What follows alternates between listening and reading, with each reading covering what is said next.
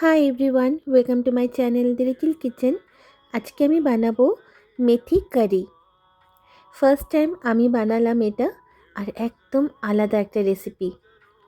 আশা করি পুরো ভিডিওটা দেখবেন। চলুন তাহলে বানিয়ে ফেলি। একটা বাটিতে আমি 2.5 চামচের মতন টক দই নিলাম। যে কোনো টক দই ইউজ করতে পারেন।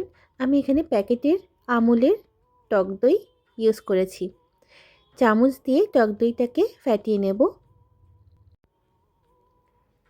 ঠিক এরকমভাবে আমি ফ্যাটিয়ে নিয়েছি। এবার আমি বেশ খানিকটা জল অ্যাড করে নেব। একটা পাতলা ঘোলের মতন মিশ্রণ তৈরি করে নেব।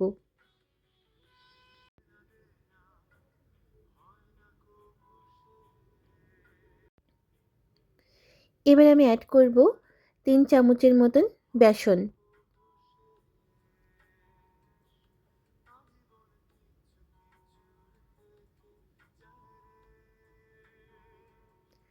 ভালোভাবে বেসনটাকে মিশিয়ে নেব। অ্যাড করলাম লবণ,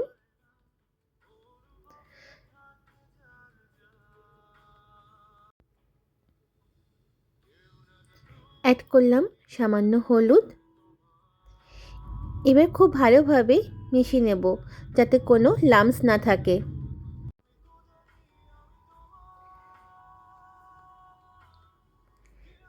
এই দেখুন, খুব ভালোভাবে আমি মিশিয়ে নিয়েছি মিশ্রণটা। এবার সাইডে রেখে দেব। আদা, রসুন, কাঁচা লঙ্কা আমি সামান্য থেতো করে নেব। হামানদিস্তাতে মিহি পেস্ট করব না। এখানে নিয়েছি মেথি শাক। মেথি শাকগুলো কুচি করে কেটে ভালোভাবে ধুয়ে নিয়েছি। কড়াইতে সর্ষের তেল গরম করে দিয়ে দিলাম গোটা ধনে। অ্যাড করলাম মেথি শাকগুলো। এর মধ্যে আমি বেটে রাখা আদা, রসুন, কাঁচা লঙ্কা দিয়ে দিলাম। একসাথেই ফ্রাই করে নেব।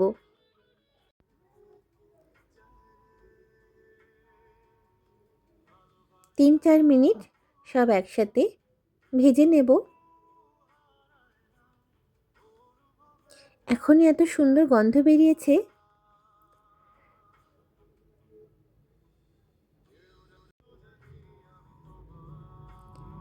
সামান্য লবণ দিলাম।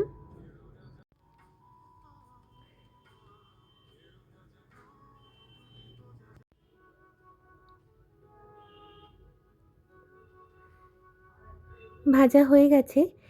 এর মধ্যে আমি বেসনের মিশ্রণটা দিয়ে দেব।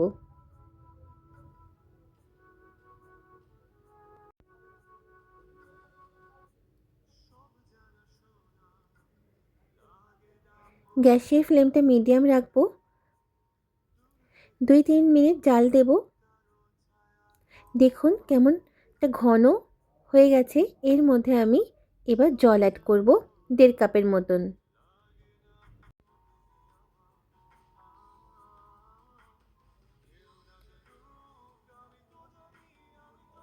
কারিটা যাতে পাতলা হয় তার জন্য জল অ্যাড করলাম। স্বাদ অনুযায়ী লবণ অ্যাড করলাম। এবার এর মধ্যে আমি ফোড়ন দেব। তাই একটা ফোড়নের পাত্রে তেল অ্যাড করেছি। সব একসাথে আমি দিয়ে দিলাম পেঁয়াজ, কারি পাতা, অল্প গোটা ধনে, শুকনো লঙ্কা দুটো, আর কাশ্মীরি শুকনো লঙ্কার গুঁড়ো। এবার আমি গ্যাসে বসিয়ে নিলাম। এটা আপনি কড়াইতেও আলাদা পাত্রে করতে পারেন। আমি এখানে কালো সর্ষে দিতে ভুলে গেছিলাম, তাই আমি অ্যাড করলাম পরে। এবার পুরো জিনিসটা আমি কারির মধ্যে দিয়ে দিলাম। দেখুন কি সুন্দর একটা কালার এসেছে, আর খুবই ভালো হয়েছিল খেতে। খুব সুন্দর একটা গন্ধ বেরিয়েছে। আমি এই রান্নাটা ফার্স্ট টাইম বানালাম বাড়িতে। এর আগে আমি কখনোই বানাইনি, আর এত ভালো হয়েছিল খেতে। আমি আবারও বানাবো। এমনি ইউটিউবে আমি দেখি কারি পকোড়া বানাতে। একবার ভেবেছিলাম বানাবো, বাট বানানোই হয়ে ওঠে না। বাট এখন শীতকালে বাজারে এত মেথি শাক পাওয়া যাচ্ছিল, ভাবলাম মেথি শাক দিয়ে এই রান্নাটা ট্রাই করাই যায়। নেক্সট টাইম যখন কারি পকোড়া বানাবো, সেই রেসিপিটা আপনাদের সাথে শেয়ার করব। খুব বেশি ঘন করব না, আর খুব বেশি পাতলাও করব না। নামানোর আগে ওপর থেকে ধনেপাতা কুচি দিয়ে নামিয়ে নেব। নর্মালি বাঙালি ঘরে এরকম বেসন দিয়ে মেথি কারি বা মেথি পাকোড়া খুব কমই হয়। মেথি পাকোড়ার রেসিপিটা আমি খেয়েছিলাম বাইরে, একটা অনুষ্ঠানে খেয়েছিলাম, নন বেঙ্গলি অনুষ্ঠানে। ভীষণই ভালো লেগেছিল খেতে। আপনারাও এই মেথি কারিটা অবশ্যই বানিয়ে খাবেন একবার, আর আমাকে অবশ্যই কমেন্ট করে জানাবেন। খুবই ইজি বানাতে, খুব সিম্পল, আর গরম গরম ভাতের সাথে বা রুটির সাথে অসাধারণ লেগেছিল খেতে। ভালো লাগলে আমাকে অবশ্যই কমেন্ট করে জানাবেন, লাইক অ্যান্ড সাবস্ক্রাইব করে দেবেন আমার চ্যানেলটিকে। সবাই ভালো থাকবেন। টাটা।